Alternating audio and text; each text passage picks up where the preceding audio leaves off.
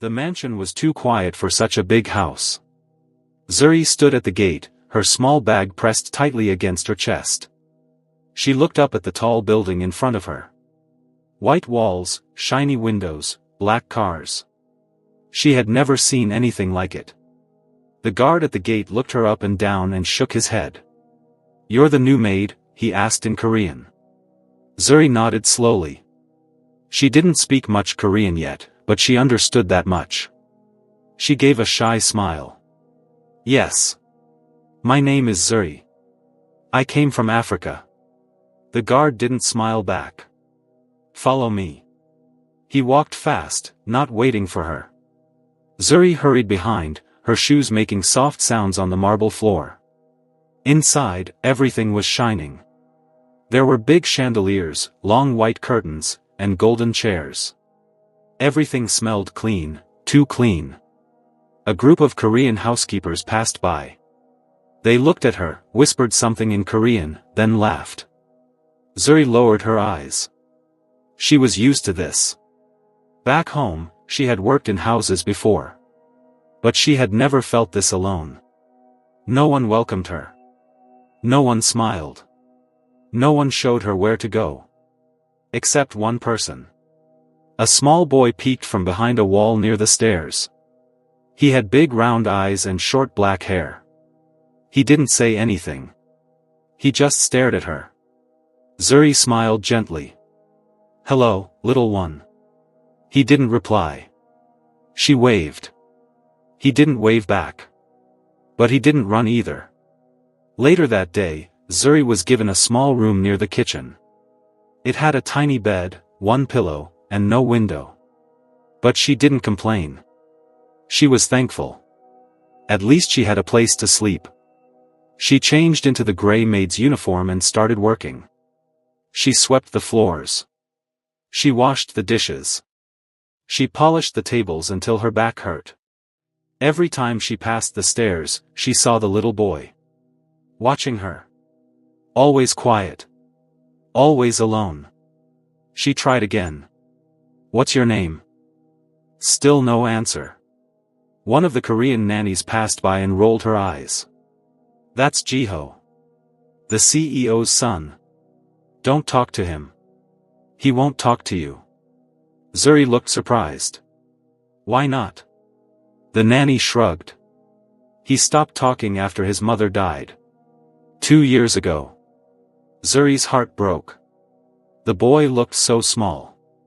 So lonely.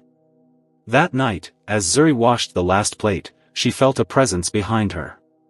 She turned. It was Jiho. Holding a small toy car. Still silent. She dried her hands quickly. "Do you want some warm water?" she asked softly. He shook his head. Then, slowly, he placed the toy car on the counter and slid it toward her. Zuri blinked. Was this a gift? "Thank you," she whispered. "That's very kind." Jiho looked at her for a few more seconds, then walked away. Zuri stared at the toy, smiling softly. She didn't know it yet, but from that moment, something had started. The next day, Zuri began to notice things. Jiho only ate when she was in the room. He followed her quietly when she cleaned. And once, when she hummed a song from home, he sat down on the floor and closed his eyes, like he was remembering something soft. One afternoon, she saw him drawing in the garden. She walked past and peeked. He had drawn a woman in a maid uniform. Her. Tears welled up in Zuri's eyes.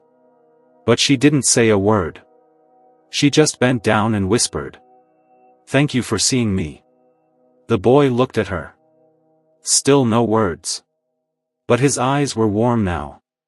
Not sad. But inside the mansion, not everyone was happy. The head housekeeper noticed the boy getting close to Zuri. She frowned.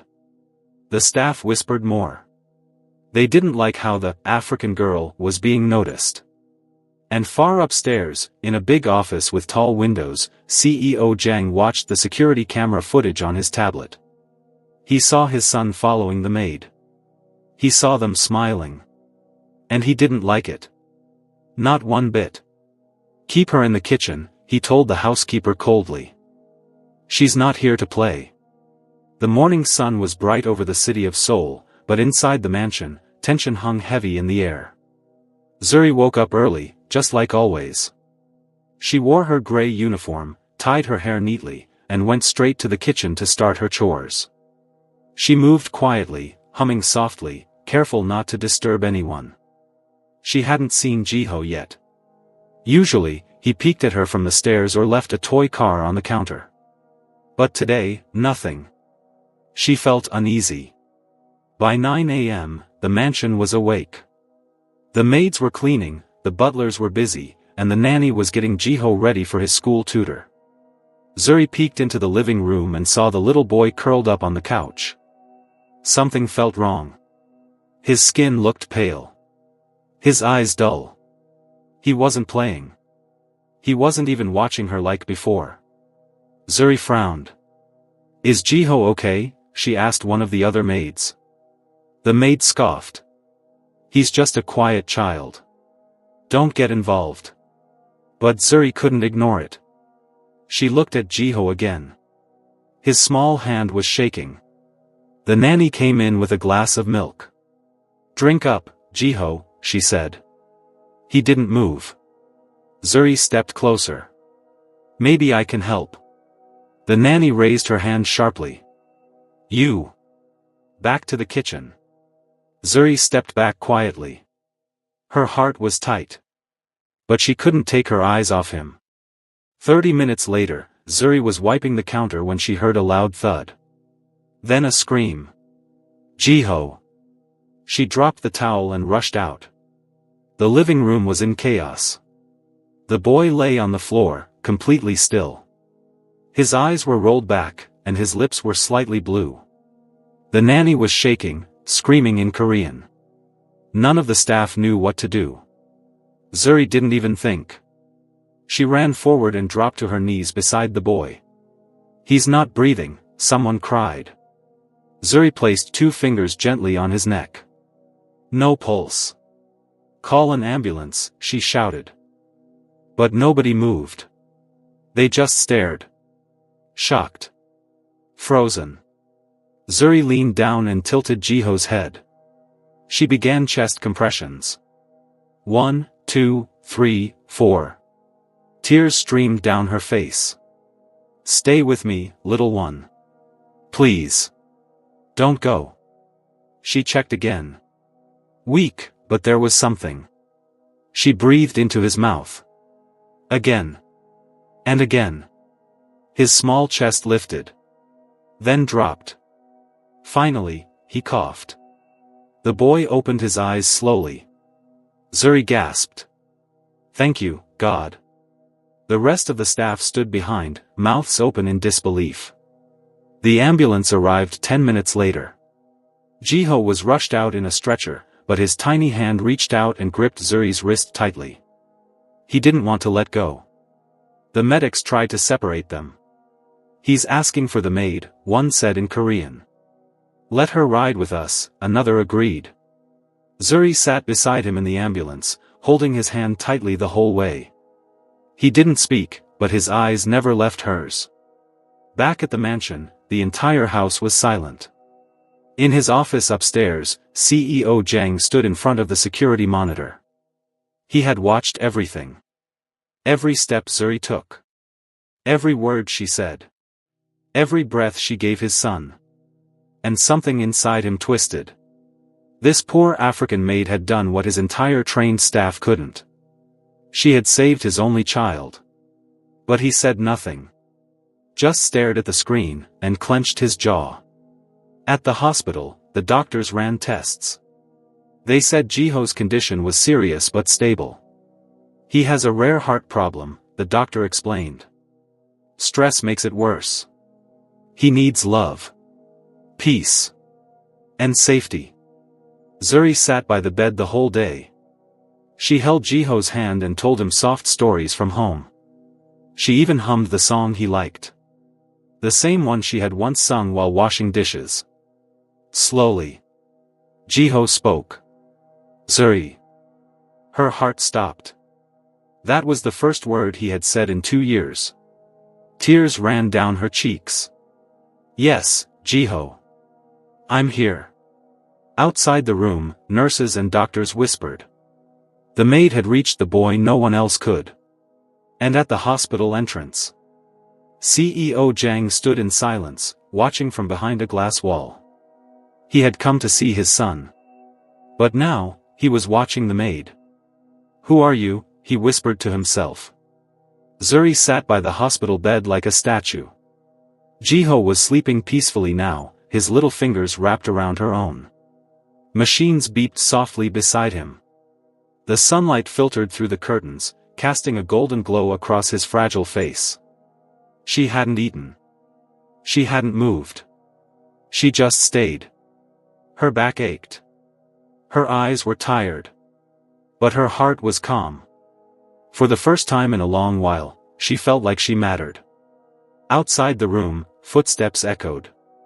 Sharp. Calculated. The hallway fell silent as CEO Jiang Miho walked in, surrounded by suited men and 2 bodyguards. The hospital staff bowed nervously.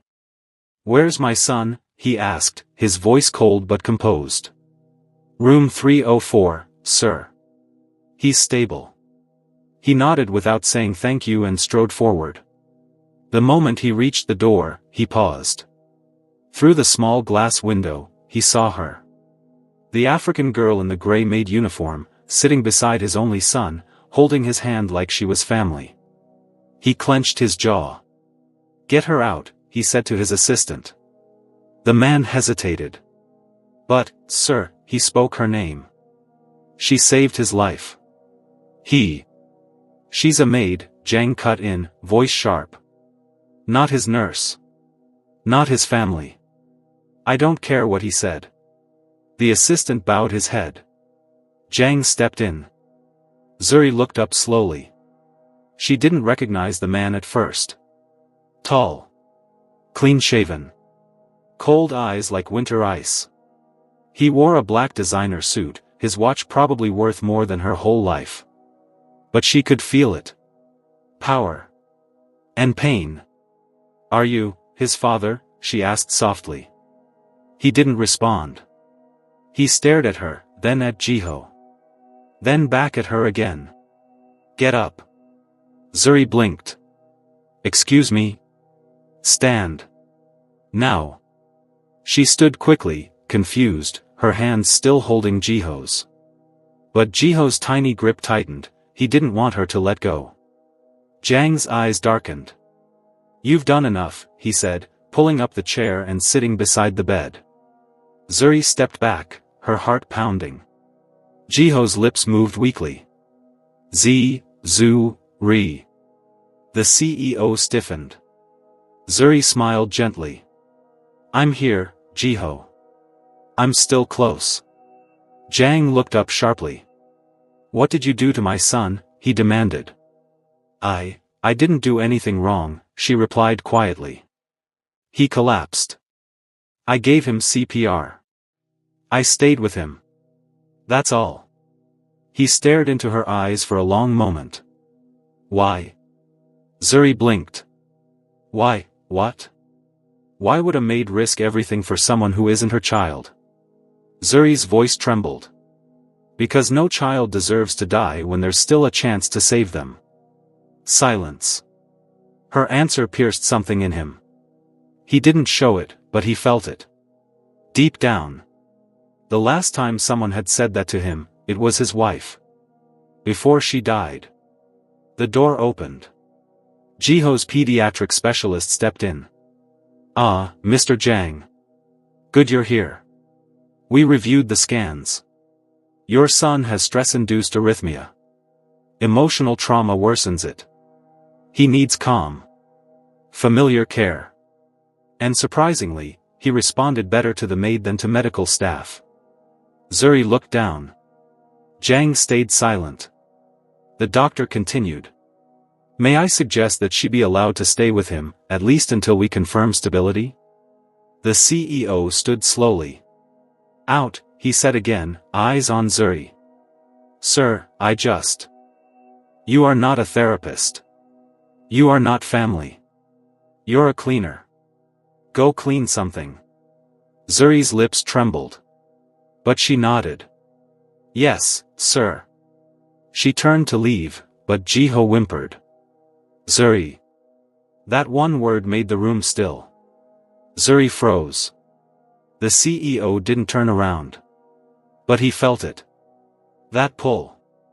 That sting of pride versus pain. Zuri gently placed a stuffed toy beside Jiho, then whispered. I'll be close. Always. And she walked out. Back in the hallway, Zuri leaned against the wall and broke down quietly. She had only done what she hoped someone would do for her. Love without asking. Care without pride. But now, she was being punished for kindness. A nurse walked up to her. You're the African maid, right? Zuri wiped her tears. The nurse smiled gently. You did something no one else could. Word is spreading. You didn't just save the boy. She leaned in. You touched the untouchable. Zuri looked up. Confused. Tired. But slowly, something inside her sparked. Hope. The hospital room was silent. The heart monitor beeped softly beside Jiho's small body. He lay there peacefully, almost like he was asleep. The doctor said he had suffered a mild seizure caused by stress and extreme fatigue, worsened by his rare condition. But he was stable now. Zuri sat by his bedside, holding his tiny hand.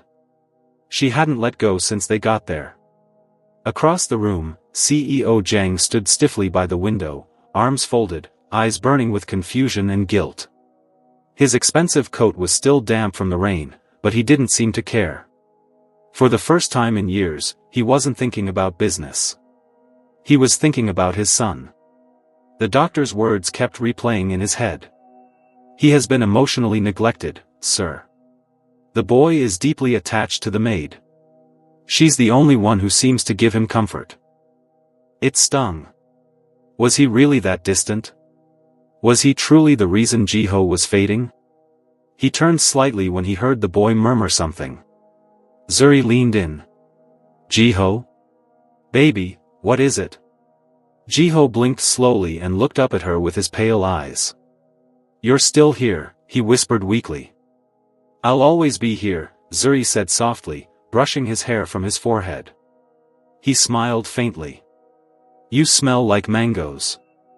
Zuri chuckled, trying to hold back tears. That's because I was cutting some before you scared me today. Don't go, Jiho whispered. I don't want to go home. I want to stay with you forever. The words hit CEO Zhang like a punch to the chest. Then came the sentence that changed everything. Appa, Jiho turned his head weakly toward his father. Can Zuri be my mama? Zuri gasped. CEO Zhang blinked, stunned. Jiho, what did you say? I want her to be my mama, Jiho repeated. She hugs me. She sings to me. She's warm. Mama would have been like that. Silence. Tears welled in Zuri's eyes. Jiho had never spoken about his real mother. Not even once. The billionaire took a step forward, unsure what to say. He looked at Zuri, the woman he barely acknowledged before, and truly saw her for the first time. She wasn't just a maid. She was the reason his son was alive. She was the only light in his son's dim little world. I'm sorry, he finally said, his voice raw. Zuri. I didn't know. I've been blind. Zuri looked up at him, shocked by the humility in his voice. I just wanted to take care of him, she whispered. He needed someone. CEO Zhang slowly walked to the edge of the bed and sat beside his son. Jiho reached out and held both their hands, his father's in one, Zuri's in the other. It was the first time the three of them had ever been that close. Zuri looked away, feeling it was too much. I should leave, let you two be. No, Jiho said, his voice suddenly firm. Stay. Zuri looked at CEO Zhang, waiting for his reaction. He stared at her for a long moment. Then he did something no one expected. He bowed. A full, deep bow. "Please don't go," he said softly. "He needs you, and maybe I do too." Zuri's breath caught in her throat. She couldn't believe it. From ignored maid to needed mother figure, just like that. Later that night, Zuri stayed in the hospital, curled beside Jiho's bed while he slept. CEO Jang sat silently on the visitor's couch, watching them with a storm of emotions swirling in his chest. For the first time in years, he didn't feel alone. He finally whispered, "Thank you, Zuri." She didn't answer. But her gentle hand resting on Jiho's chest said everything. Hello besties, in this powerful story we learned that kindness is never wasted. The heart you heal today might be the one that saves you tomorrow. This story teaches us that true love, compassion, and presence matter more than money or status. Zuri, a simple African maid, gave something priceless, genuine care, and through her quiet kindness, she healed a broken child and softened a powerful man's heart. In the end, it wasn't power that saved the boy, it was love. Thank you so much for watching. Kindly like, subscribe, and share.